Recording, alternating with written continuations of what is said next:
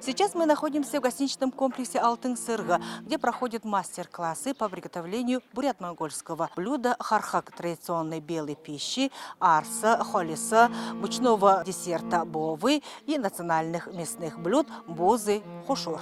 И постигает азы национальной бурятской кухни шеф-повара с поистине мировым именем. Все они гости фестиваля «Вкусы народов Забайкалья» на Великом чайном пути.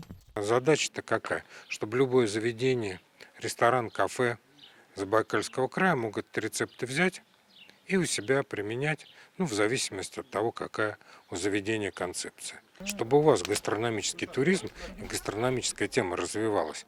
Потому что для вашего региона развитие туризма, оно немыслимо без развития гастрономической части. О гастрономическом многообразии Забайкалья гости уже наслышаны, и потому с охотой и интересом погружаются в мир бурятской кухни. Изучают все до мельчайших деталей, ведь из этих уже известных и полюбившихся многим шедевров кулинарии создать во время фестиваля им предстоит нечто новое. У нас в планах посещение очень многих мест. Нормально так прямо удастся познать философию этого края, дух этого края, менталитет этого народа, который проживает на этой земле.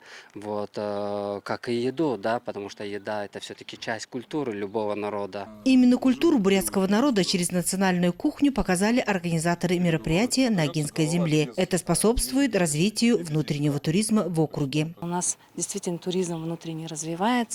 Туристов у нас все еще больше и больше, поэтому это у нас сегодняшнее замечательное мероприятие, один из таких элементов продвижения нашего всего региона, нашего Агинского бурятского округа и всего нашего бурятского народа. Большая часть исследователей кухни народов мира в Забайкалье впервые.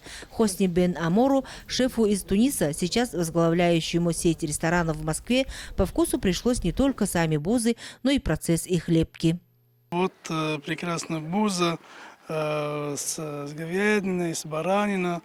Естественно, она идеально с соком, очень вкусно. С удовольствием я буду делать в Москву и в Тунисе. Идеальное блюдо для всех мира. Бузы от Хосни бен Амора, кстати, национальные повара тоже назвали идеальными. Здесь и 33 положенных защипа, и тоненькое, без разрывов теста. Впрочем, приглашенным на фестиваль гостям дались легко секреты и других традиционных блюд бурятской кухни. А вот в каком амплуа они предстанут уже после вкусной модернизации, станет известно уже предстоящее воскресенье во время презентации уникального забайкальского меню.